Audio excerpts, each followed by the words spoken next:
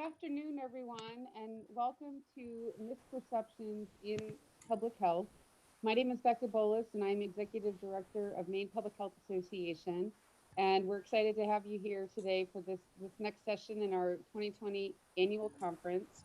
For those of you looking for closed captioning services, I just want to remind you that to access that service, if you go back to the main page in the conference website, you can see a link for that on the left side. And with that, I will turn it over to Carol Kelly, who is the Managing Director of Pivot Point Inc. and will be serving as the moderator for today's session. Thank you. Thank you so much, Becca. So glad to be here with folks. I'm also very pleased to be joined with three other panelists. We're going to be running through a slide deck for you guys and talking about some interesting stuff. And then we're going to open it up for questions and discussion at the end. So I'm joined here today with Dr. Laura Blaisdell, with John Hagan, and with Jen Gunderman. Jen is going to kick it off. Jen is an epidemiologist by training. She has worked for over 25 years in public health, including state government, international, non-governmental organizations, and academia. Jen, take it away. Great. Thank you, Carol. And thank you, everyone, for joining on this Friday afternoon. Morning. We're still morning for this Friday morning in Maine. Happy autumn. So first, as disclosure, I have nothing to disclose with regard to any commercial relations and my presentation. Next slide. So we're going to start from the beginning with this topic being around misconceptions. Let's talk about what it is actually a misconception. So what does it mean to have a misconception? The Oxford language defines it as a view or opinion that is incorrect because or based on faulty thinking or understanding. This definition can conjure up synonyms from a simple misunderstanding to delusional fallacies and sort of everything in between. People and organizations promote misconceptions in genuinely innocent error. But if we think about entities that purposely give the wrong idea, Claire Wardell, co-founder of First Draft, categorizes their motivations into three categories. People promote misconceptions intentionally for financial gain, meaning they're going to make a profit off of the misconception, for political gain, meaning they're going to gain power from the misconception, or simply for experimental manipulation, which basically means to watch and see what happens. Now, anyone who's raised teenagers, like myself, may have used or fall victim to any of those reasons for misconceptions. Next slide. Now, for us to kind of gain a little bit of understanding and describe the impacts of misinformation, here I apply the trans-theoretical model, otherwise known as the theory of change. And I have to say, I haven't pulled this theory out of my public health toolbox in a while, but it really depicts a nice way to understand how myths and misconceptions can enter into ways that we want people to change their behaviors. So as people move from an unknowing stage of pre-contemplation, misconceptions and myths could be introduced. This results in a misunderstanding that they use when they move on to contemplation. This progresses on to inappropriate preparation that can include unhealthy plans. And as a consequence, the actions can be dangerous and risky behavior leading to possible infection. When we think about the mask misconceptions, sometimes what we've heard is some misconceptions that people think that wearing a mask may cause them to faint because they are taking in too much carbon dioxide.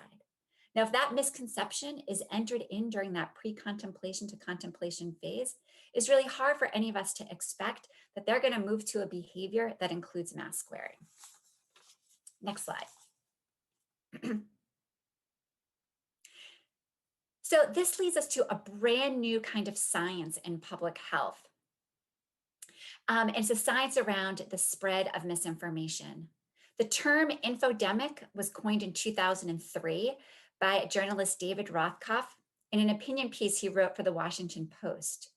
He defines infodemic as a few facts mixed with fear, speculation, and rumor, amplified and relayed swiftly worldwide. He wrote this from his observations during the SARS outbreak and the misinformation that was coming about. Now, interestingly, he refers to modern information technologies. And may I remind you, with this article coming out in 2003, this piece was written 1 year before the birth of Facebook and 6 to 7 years before the births of WhatsApp and Instagram. Now, 17 years later, the World Health Organization director points to infodemic as literally undermining the COVID-19 response. There's now a science of infodemiology, and the World Health Organization hosted the first infodemic conference in June of this year. Next slide. A number of months ago, the World Health Organization, UN, UNICEF, and other global health partners released a joint statement specifically calling out the problem of misinformation during COVID-19. The key words in these quotes that stand out to me from the statement are words like deliberate, wrong, undermine, threatening, and endangering. Make no mistake, the public health partners here did not mince their words. Next slide. Now, the dangers of the COVID-19 infodemic are not theoretical. Over the past few months, a number of studies and a number of data reports have been conducted and released describing the problem and the consequences. On the left is a study from Cornell that concluded that the President of the United States was likely the largest driver of COVID-19 misinformation infodemic. The abstract on the right is from a study that analyzed social media's data in terms of misinformation reproduction, amplification, and spoiler alert, WhatsApp is really effective at promoting misinformation. Next slide. In public health, after we define the problem, we then take a look at what are the possible risk factors. And here, Laura Schruller and Gordon Pennycook identify 3 factors who make people more susceptible, or characteristics of people who are more susceptible to online health misinformation.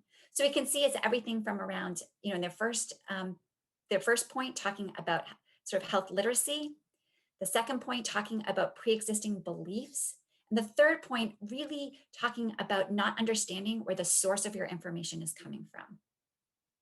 Next slide. Recently, a report was released with results from a survey conducted by Harvard, Northeastern, Northwestern, and Rutgers universities. In it, it explains certain factors that reported higher rates of misperception. People under the age of 25, certain racial and ethnic minorities, and people who were using mobile instant messaging, AKA WhatsApp, all factors independent of each other, had higher rates of misperception. And we can also see on the map here some geographical differences. Next slide. So what can we do about it? One of the things that's happening, the World Health Organization and the federal and state CDC and many other partners are identifying the actual misconceptions that are being circulated. And so they are creating messages and materials that specifically identify those misconceptions and then provide the information and data to debunk it in the most succinct way. So here you can see on this figure that the misconception is stated, and then the response is simply, there is no evidence. Next slide. Public health is also recognizing that putting out one public health message for everyone is not necessarily effective. To change behaviors, it requires more than a simple wear your mask sign. Public health is using social marketing techniques to tailor messaging to specific audiences. And the messaging taps into that audience's values, motivators, and social norms. And here are a few examples of social marketing messages out of the University of Vermont. And I think we all could have predicted a snowboarding social marketing message out of UVM. I love it. Next slide.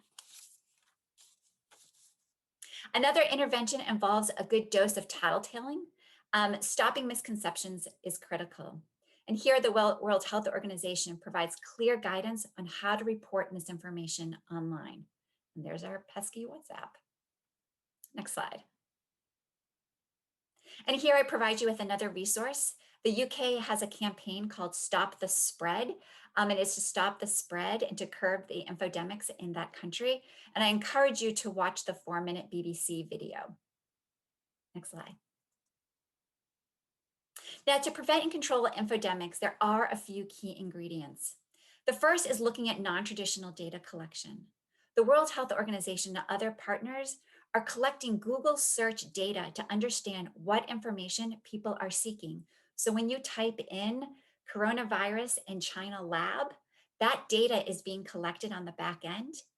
And that way they are understanding what information people are seeking. And then the World Health Organization and other partners are using social media and other internet platforms to push out the correct information. Another ingredient is community voices. It is looking to community leaders and champions to correct the misconceptions and spread the correct information. People are more apt to listen to people within their communities. Another ingredient is the listening, is putting an ear to the ground to hear what people are saying, posting, searching, and expressing. You may need to go outside of your social comfort zones to actually do so. And we have to remember this is all emotional. Considering emotional aspects when promoting public health strategies, I think of my own misinformation susceptible 76-year-old father who wears a mask, and not just wears a mask, he tells other people, as in complete strangers, to wear a mask, and not even in the nicest way. And the reason why he does that is for him, he associates people wearing their masks with him being able to see his grandchildren again one day. And we need to create new partnerships, including social media, internet savvy partners, and social marketers.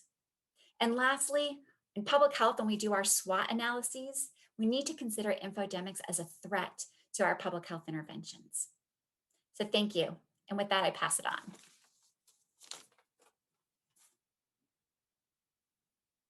Jen, thank you so much. That was terrific. And so now we're going to hear from John Hagan. John is an ecologist. He's chair of the Maine Climate Table.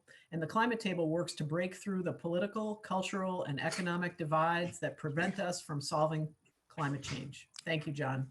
Thank you, Carol. And thank you, Maine Public Health Association, for the invitation today, and including climate change and part of the conversation on public health. Climate change does have a lot of public health implications, like how the increasing frequency of heat waves is affecting the elderly, but we're not here to talk about that particular angle of climate change today. What we're talking about is climate changes, because the challenges of communicating climate science have a lot of parallels with communicating about public health, especially vaccination.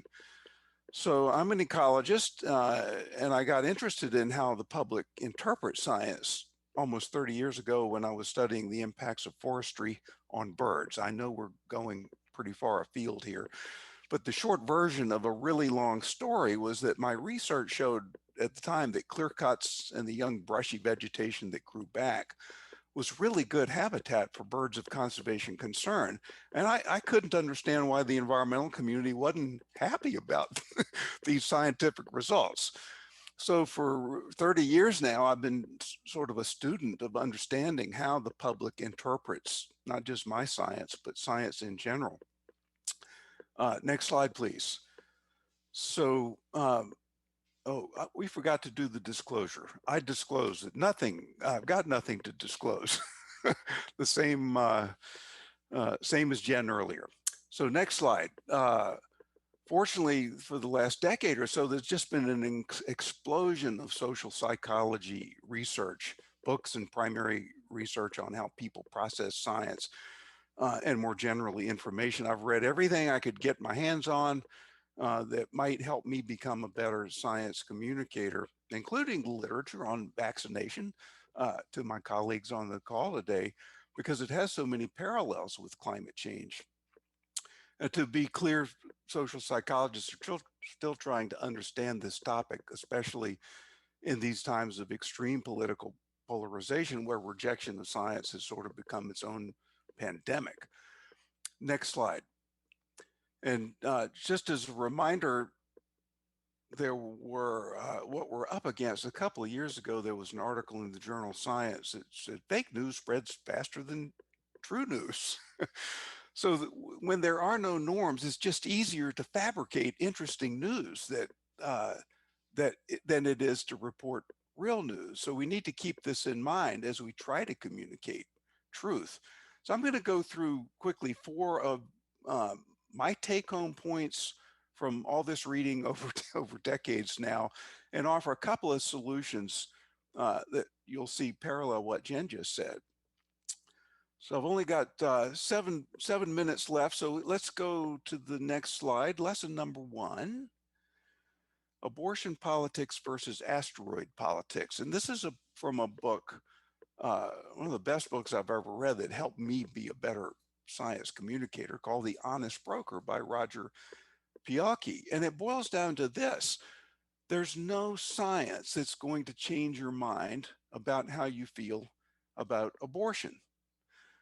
On the other hand, if an asteroid were headed towards Earth, everyone would be interested in what science and scientists had to say in figuring out how to stop it. So the point here is that when we all agree on the outcome, like an asteroid not hitting Earth and wiping out civilization, we embrace science. But when we don't all agree on the outcome, and it's a deeply emotional issue to boot, science can't help. And in fact, science can actually make things worse, believe it or not. And I'll explain that in a minute. Next slide. So a corollary to that first lesson is a well-known quote from a Scottish philosopher, David Hume, who, to paraphrase, said, "Reason is the slave of passions." We all aren't as rational as we think we are, not even scientists who try to pay careful attention to this. Next slide. So lesson 2, and Jen touched on this, we're all, and we're more sensitive to this now because the psychologists have done a lot of research on this. We're all attracted to the information that supports what we already believe to be true, and we have an aversion to things that might challenge our perspective on an issue. It's sort of a feedback loop that just makes us more entrenched in what we already believe. And we all do this, even all of us on the panel here. In fact, a number of studies have shown, including just one I read yesterday about vaccinations, show that people who have more scientific literacy are actually more vulnerable to confirmation bias. Okay, next slide. The backfire effect. Often when we try to, what we describe as educate people with facts and science, it only makes them more entrenched against us. So the reason is often what we say when we barrage people with facts and science is that they view their immediate interpretation is it threatens their belief system. And what do you do when you're threatened? You take cover or you fight back. Either way, our purpose of creating a better informed citizenry often backfires when we barrage them with facts. And there are ways around this, but it's very tricky.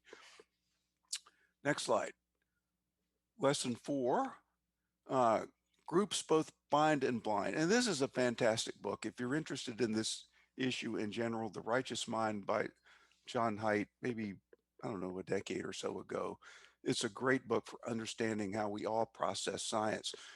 The title of one of the chapters in this book was called Groups Both Bind and Blind. And we all know it can be good to be a part of a group. We're very social organisms. But our groups can create a bubble of resistance to new information. And a number of studies have shown that whether you're liberal or conservative, the more you hang out with people with your own political persuasion, the less open you are to new viewpoints. And that's just not good when we're trying to find solutions that work for everyone. So next slide. There's just a ton of sobering social psychology that's come out in the last decade. And, we need solutions to that. And Jen talked about several of them. So here are the two methods that I found that work really well. And sort of, I'm a practitioner of communicating science. I've done a lot of things that don't work and don't have time to talk about those, but two that do work are this. So next slide. Acknowledging the fears and concerns of who you're talking to. This is not the same as giving legitimacy to their viewpoint. It just means openly acknowledging that they've got fear and concern about the issue and it's real. And so when you acknowledge that fear and it has an effect of lowering the emotions of the situation that you're in. And when you lower uh,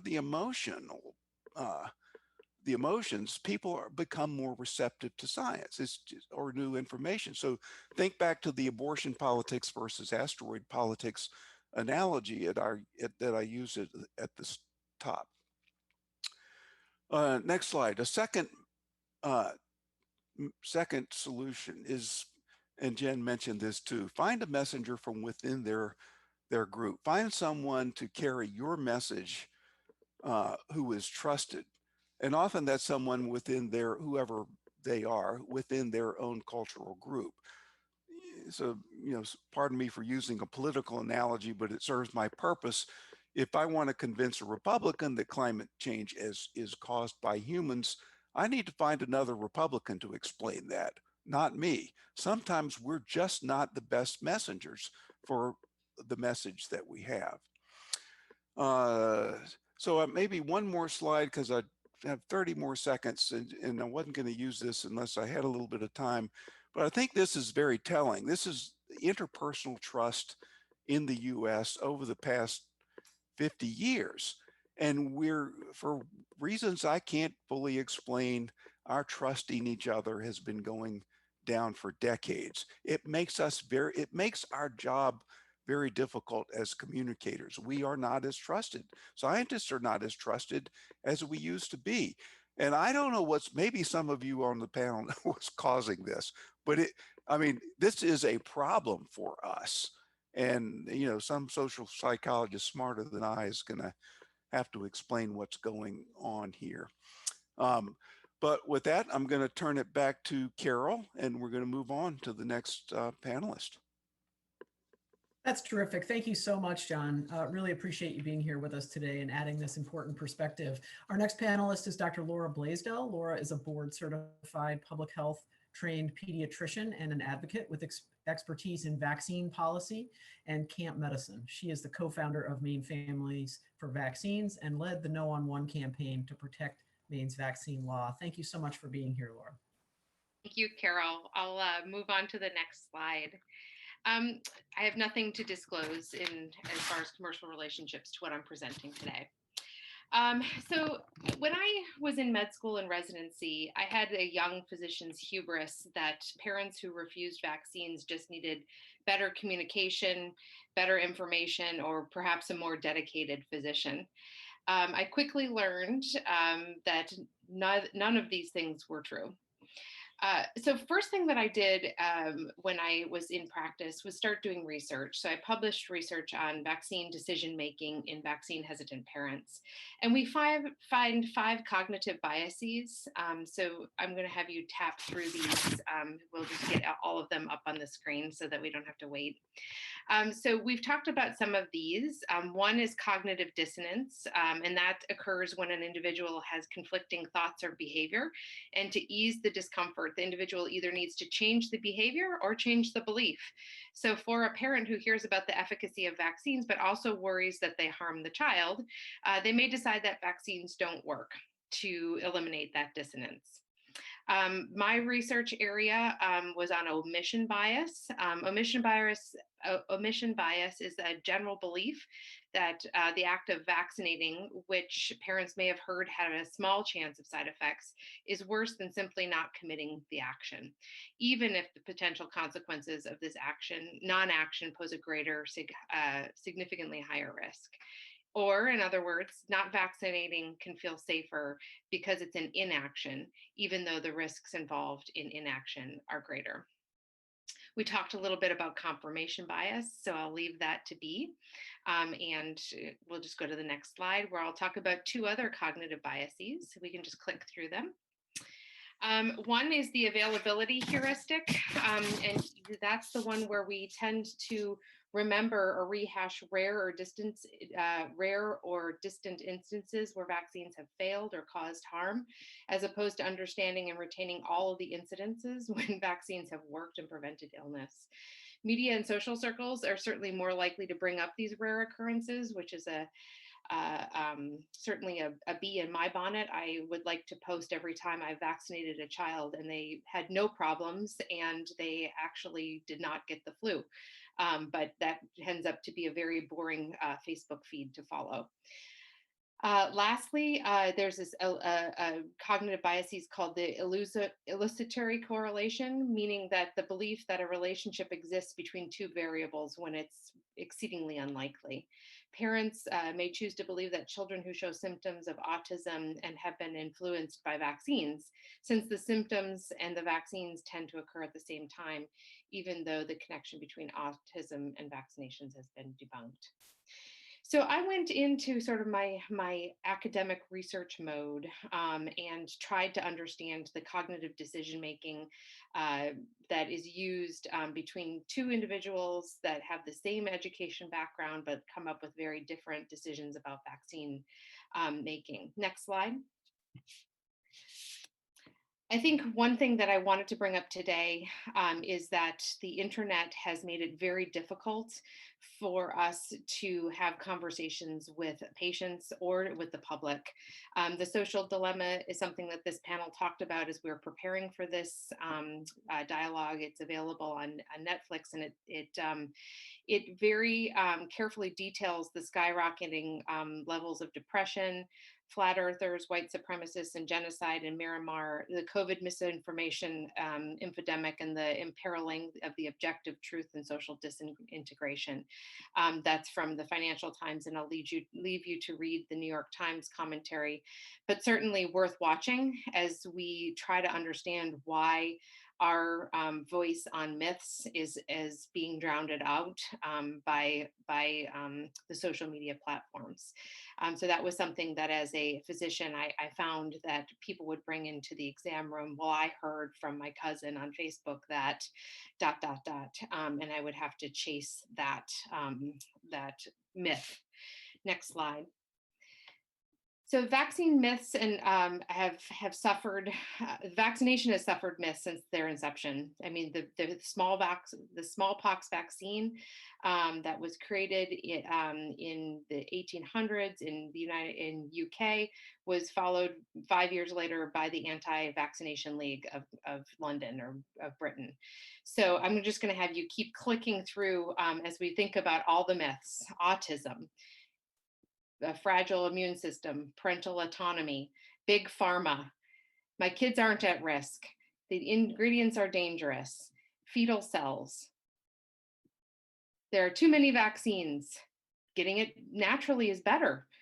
There's conspiracy. Somebody is trying to put a microchip in me. I breastfeed. I should be safe. I think there are a couple more myths that come up here. I don't really need them. Everybody else gets them. So that's what I found in the exam room, was that I was playing whack-a-mole to myths that kept coming in. And the exam room just isn't designed to chase down every single myth. There just isn't enough time. So because neither schools nor physicians can forcibly administer vaccines to children against the will of their parents, I became increasingly convinced that in order for behavior change, as I watched the outbreaks of vaccine preventable diseases becoming more common in the headline, and I felt many unsuccessful conversations in the exam room, as I became increasingly humbled and increasingly convinced that legislative public health measures would be the only way to address vaccine refusal. So the main vaccination law, this is a quick timeline. The law was put into sponsorship in December of 2018. It went through public hearings, and at that point, that's when I helped establish Maine Families for Vaccines, so that the pro-science, pro-vaccine parent voice could be heard in this dialogue and not just the experts. As John mentioned, we are no longer in vogue as a source of information. And we went to public hearings, we went to committees, and finally the bill was passed in May. And then we, in Maine, have a people's veto when if you get over 63,000 signatures, people can put that law to vote. I don't agree, as many people on this call probably have a similar perspective, that public health laws should necessarily be put to a popular vote. I wonder how we would feel about stop signs if we just decided to vote on them. But regardless, we found ourselves voting on our public health law. And I learned a lot in terms of messaging. Next slide. When you think about who you're messaging on vaccines, you got to figure out who you're messaging to. If it's a friend at a dinner, I say tongue in cheek, try to change the conversation. The dinner party will be ruined, and many of a dinner party has been ruined, as my husband has said, oh, my wife studies vaccines and vaccine hesitancy. I say that tongue in cheek. Jennifer's comment about her father is very salient. I think we need to be out there, but thoughtfully challenging perspectives, with John's comment about acknowledging fear and uncertainty. If it's a parent in the exam room, we try to build trust. If it's a legislator who's trying to understand the conflict, we try to position ourselves as the trusted expert. And if you're trying to do mass messaging to protect a law, I just wanted to talk a little bit about what one needs to do in terms of messaging for a large campaign such as this. So next slide. The keys to successful ballot measures in terms of messaging, and we can just click through these to be as expedient as possible. First of all, ballot measures are not candidate campaigns, and we need to avoid partisan politics and politicians when we talk about ballot campaigns. They really need to be about the issue. Credibility does matter, so you have to figure out who your key authority figures are. There can be wide swings on the ballot as you go through your campaign. There's always that critical issue of whether you want to be on the yes side or the no side when you frame your ballot question. And in our case, we were on the no side, but no meant supporting the vaccine law. So that's confusing. I think there are a couple more bullets. I think it's really important to realize that a successful ballot an initiative needs to use TV. And you need to make sure that you save a lot of your messaging for the end, because voters tend to decide late. We can click through the next two slides. I just wanted to make sure that people understood that Maine has TV and radio markets, that we need to be aware of what demographics those radio markets hit. Next slide. So what we learned, and you can click through, there are 5 bullets here. Is that we want to identify who our primary swing and target electorate is. We want to test the official ballot language. And so when we did that with the No on One campaign, barely above 50% would vote no. But when we explained what the ballot was more clearly, the vast majority of people that we polled wanted to keep the law. So it was going to be very important to do a confusion, to clarify that confusion. We wanted to check in on opinions, and nearly all Mainers that we polled believed vaccinations were safe and effective. We did some message testing when we found that negative outcomes, particularly harm to children, would be central to how voters would decide. And that the most trusted messengers, I was hoping that they would be the pro-science parents, but it turned out that pediatricians, infectious disease doctors, and nurses were the most trusted messengers. So on my second to last slide, I'm just going to take you through, and you can see why, if you look at the messaging on these pieces that I'm going to show you, why we chose them. So children. children was going to be our message, right? We need to protect our children. And so here you see an image of a strong Maine child, and we're going to protect her. Next click. Doctors. Doctors are trusted. So here you see our campaign announcement, where you see me speaking in front of everyone who wears white coats. I don't think I've worn a white coat since med school, but I wore it for this day. Next click.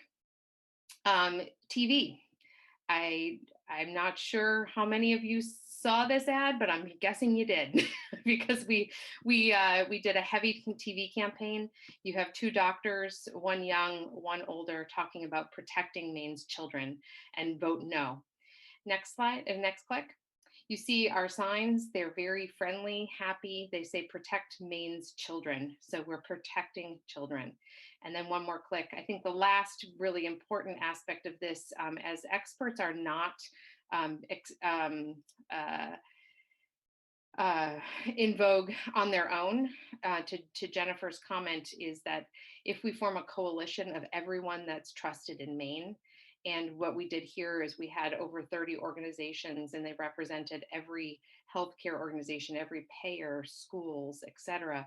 The coalition of people that Mainers knew that were asking people to protect their vaccine law grew exponentially. And that was an important design in making sure that our communication had validity.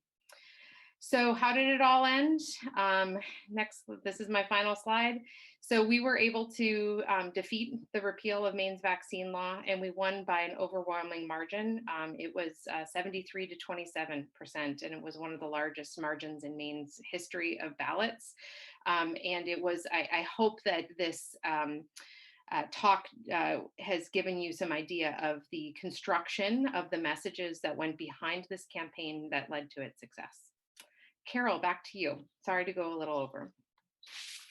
No problem, Laura. Thank you so much for being here and for laying that out. That was such an exciting outcome to the campaign, and it's really great to hear what went into that and how it all feeds with the previous speakers as well. What I'm going to do, in addition to disclosing that I have nothing to disclose, is talk you guys through a little bit of what I do for work, which is I'm a communications and strategic planning consultant in Portland.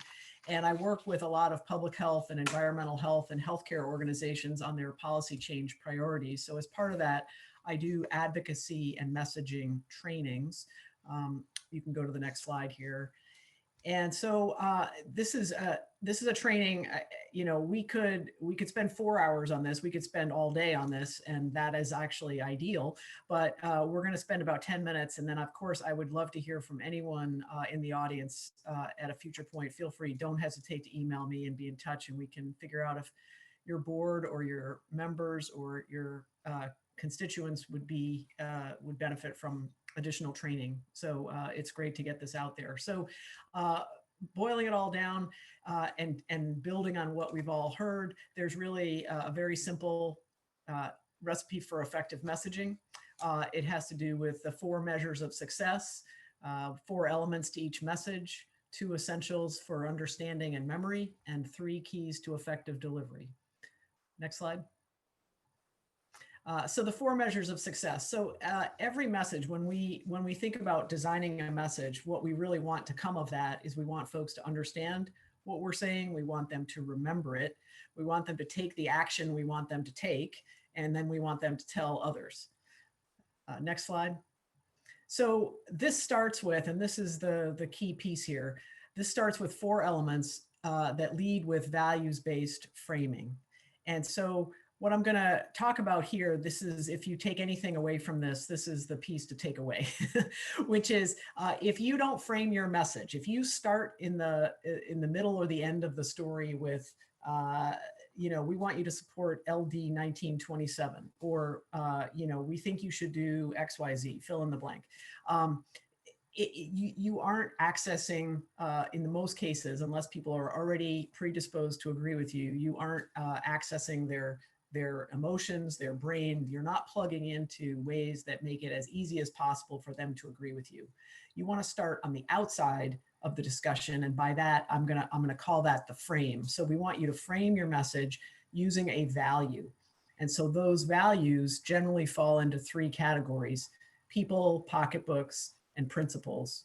And so from there, and I just want to cross check here. So Heather, could you just click one more through? There we go. Sorry about that. Now back. There we go. So people, pocketbooks, and principles. So this is a key piece. I knew I shouldn't have used animation.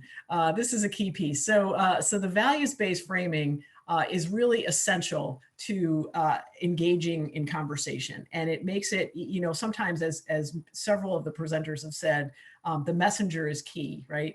Well, the messenger is key, and also connecting to that value is key. And so sometimes the messenger, it's really difficult. It showed up in the chat. Sometimes it can be really difficult to find the right messenger.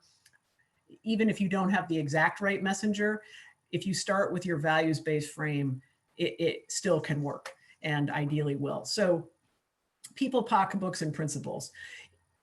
The easiest way to start with this is to, in your own mind, whether you say this out loud or not, start with, we all benefit when, and then fill in the blank.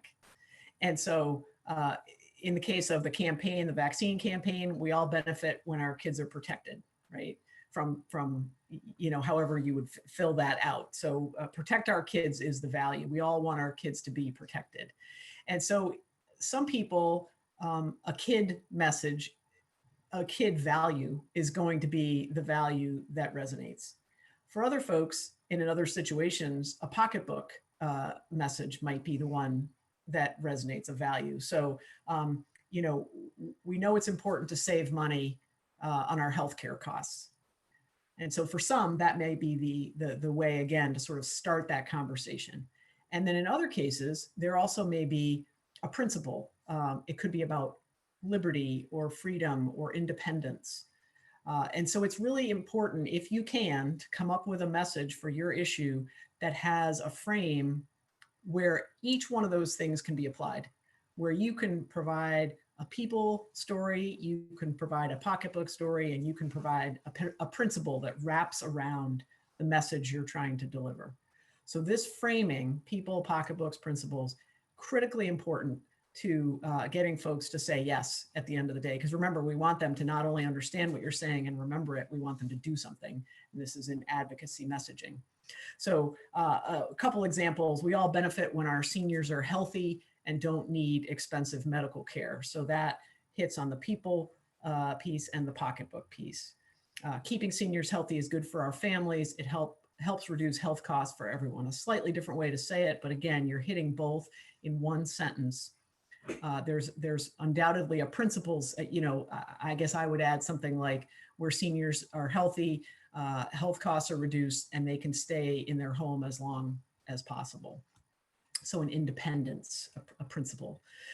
So that's an important piece. From there, the messaging components are, you state the problem, what's happening today, and then you state a solution. So it generally goes, here's the value we all share, but here's the problem. Here's the solution. And then the fourth piece, here's the action we want you to take. So if you're talking to a decision maker, who could be a legislator, it could also be a voter in the case of the People's Veto campaign, value, problem, general solution, specific action. Vote no on one. So I hope that makes sense there. And of course we can do questions. Next slide.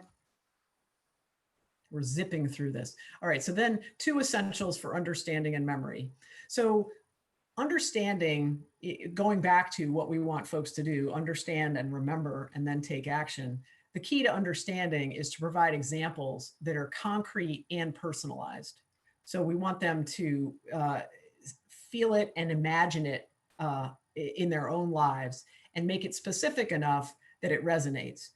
I'm not talking about, and we've all done this, right? You sort of start out by pummeling people with data.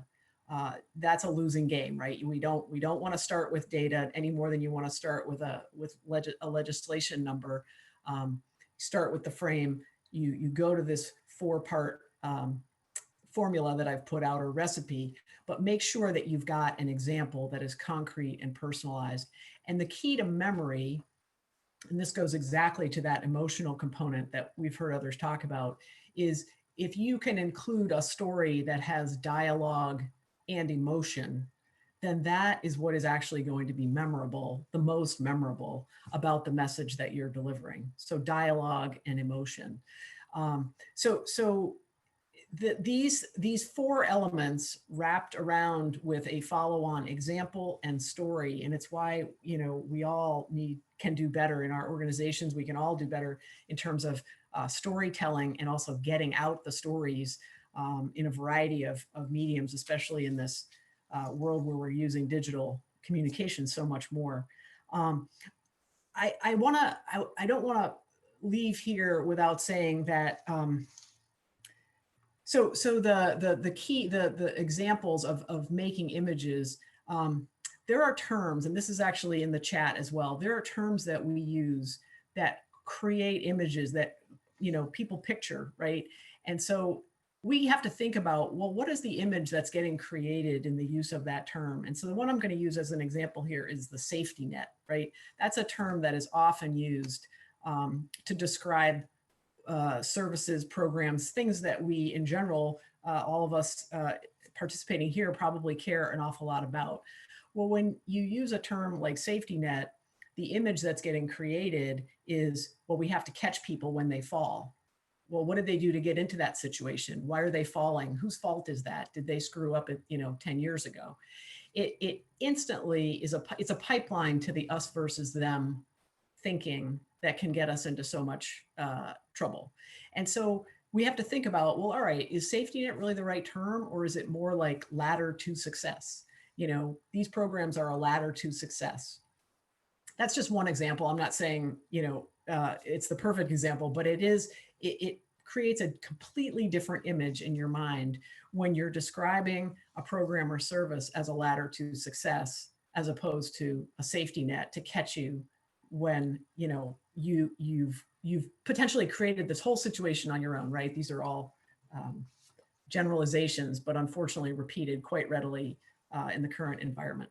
So I just want to toss out that images that are created in your mind are very essential. Thinking about the words that you use and the images that are created is very essential in your messaging. Next slide, please. So if we do a full-blown media campaign, we're going to talk about effective delivery. Match your style to your message. I think you guys all know this. A very small percentage of information that people take in is based on the words that we're using. There was a UCLA study done quite a few years ago now, but basically 7% of the impression that you leave with an audience in any presentation comes from the actual words you use. 55% is from your body language and your movement, 38% from how you use your voice. So those white coats that we saw in the ads from the vaccine campaign, that's a way to reinforce this is who the messenger is. We trust them. These are doctors. They've got our best interests at heart. So the white coats it's commonly used when doctors are the messengers, but there's a reason for that, because it reinforces, again, the message that they're trying to deliver and the trusted nature of it. Using your hands and remaining mobile. This is really just something that you would do as you start to do interviews, but it also really helps even if you're being interviewed on the phone. If you allow yourself to move around and talk as you're going, chances are your brain is going to be more engaged. It's just how it works. So I would encourage you to use your headsets, and if you're doing an interview, use your hands and remain mobile, even if you're not on video. And then the third piece, which I actually can't say, I could have filled this whole screen with practice, practice, practice, practice, because that is the key. Nobody does a great interview the first time. And so you might as well just practice 3 or 4 times, and kind of not do a great job in front of the mirror or in front of your family. And so that when you get to the reporter, you're actually really doing in good shape. So next slide, please. So this is my contact info, email and phone. And again, I'd be happy to talk to anybody about doing media trainings. There's so much more obviously to talk about than what 8 to 10 minutes allows. But I just did want to give you guys some examples of what we could talk about. I will also just add that to Laura's comment about the dinner party, I actually, it's tough when you're the head of the campaign, but if you can play it a little more low key, dinner parties can actually be really interesting focus groups. It's a great way with family and friends to test your framing and to think about, when you put something in terms of people, what do you get for a reaction? When you put something in terms of pocketbooks, do people respond a different way? So, use every opportunity. We've got Thanksgiving coming up, and I always think this is a great time of year to test some of our fledgling messaging. And I say this mostly tongue in cheek, but I do really enjoy sort of just talking to folks, even folks we know don't agree with us, and trying out different ways of introducing a topic, and just seeing if you get a softer touch. This idea, I will also just end by reinforcing what John said, which is we're in a really difficult time right now, as we all know, and so acknowledging the challenge that we're all facing in so many different ways, it really goes a long way to connecting.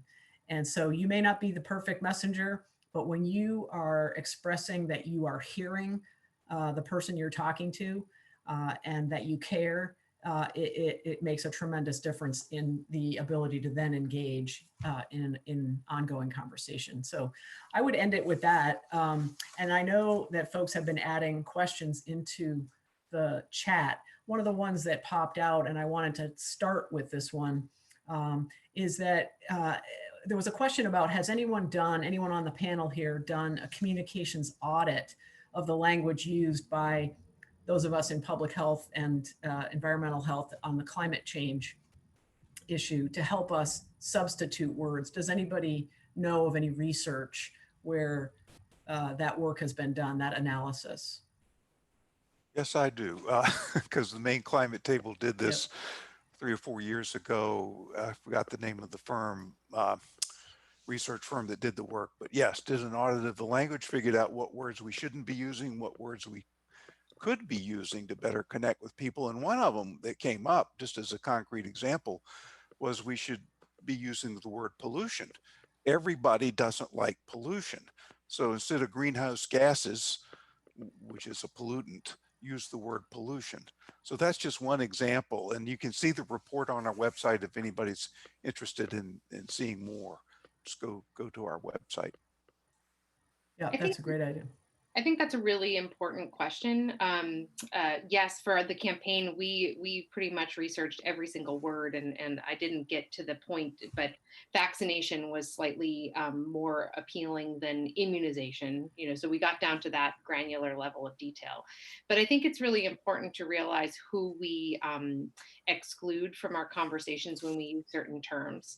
So anti-vaxxer has been promoted by the media outlets throughout our country, but that's a very polarizing word. And so, people who are on the opposition side is what I would like to say, because they represent a lot of different perspectives.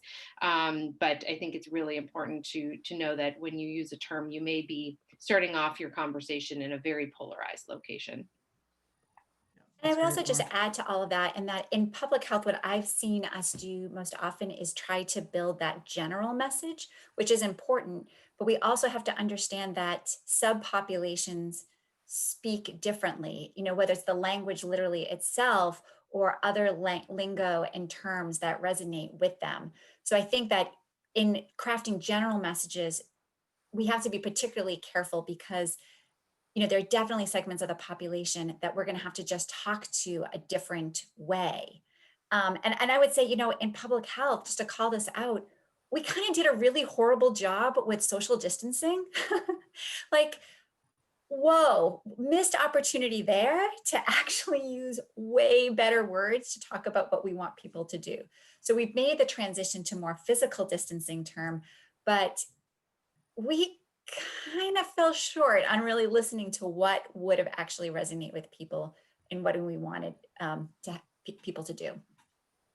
That's great, Jen. Thanks so much for that. And while I've got you speaking, I'm going to throw the next question towards you, which is there's a question about whether public health degree programs are evolving to build competency in combating misinformation and framing messaging.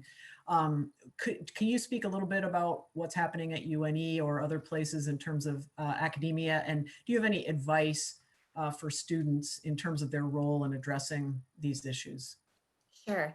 So again, I can only speak to a sliver of academia that I've been involved in or that I've done some reading around or exploring, is that academia is kind of meeting the challenge with the World Health Organization doing the first infodemic conference back in June. I think that's really starting to elevate the concept and the science behind it. Social marketing classes are critical to crafting interventions and programs and messaging.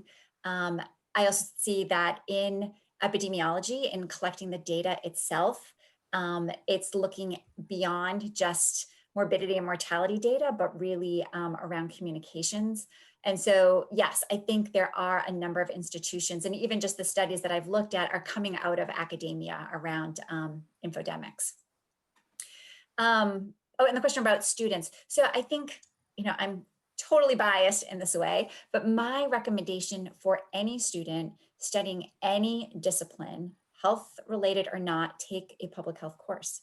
Because no matter what they do in their profession, it is going to somehow impact health of a community.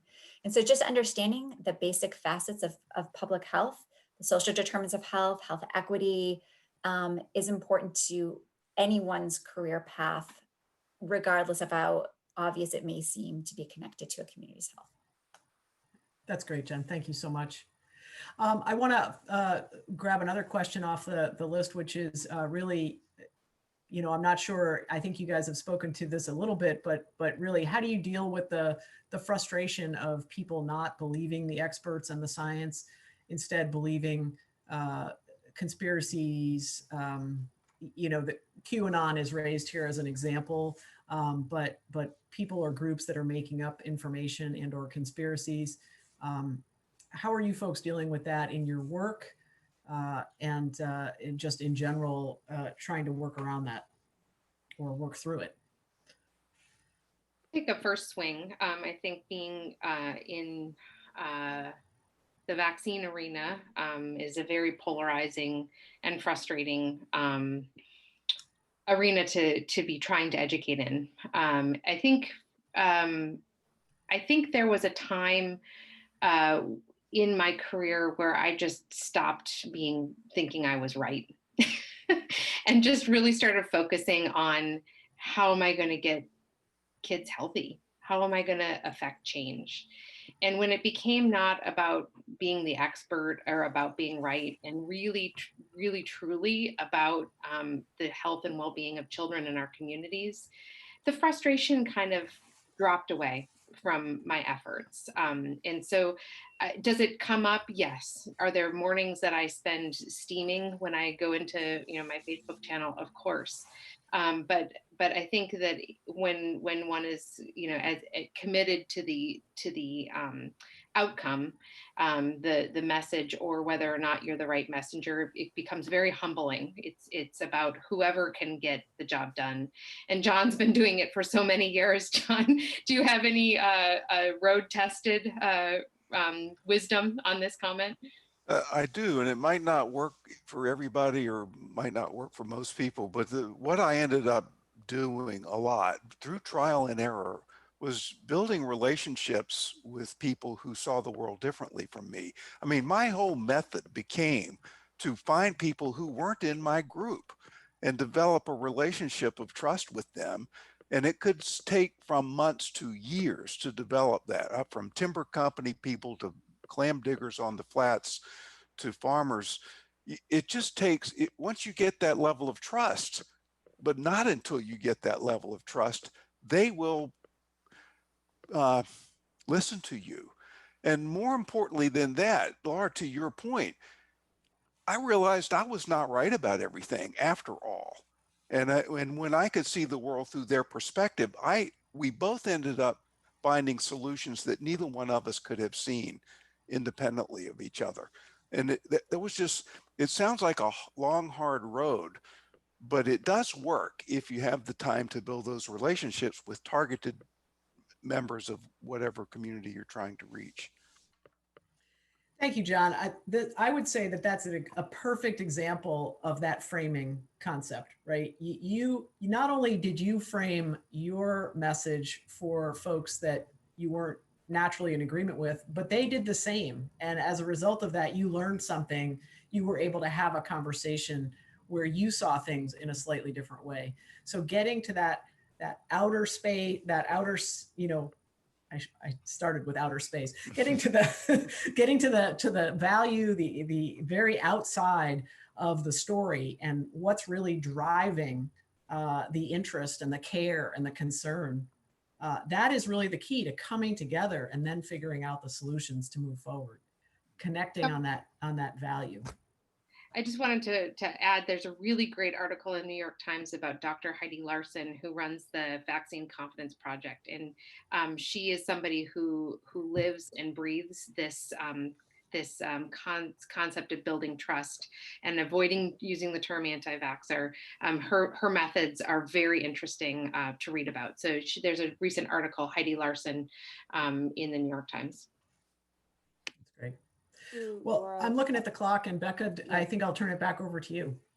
Yeah, thanks, Carol. Sorry to interrupt you. And I'm really sorry to end this session. This has been an incredible session. Lots of great questions and great dialogue. And I want to thank Carol and Jen and John and Laura for being here today. Again, this was a great presentation, and we're very grateful to you for your time and for sharing your expertise with us. And I want to thank also everyone who joined today's session for your engagement and for your questions. A last reminder to please complete the session evaluation. It's helpful to us as organizers and also helpful to our speakers.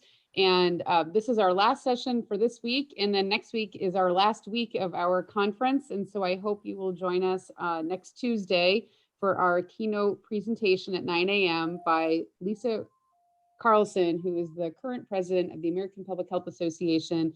And the title of her talk is Crossing Sectors for Public Health, Tackling Tough Questions and Messy Stuff.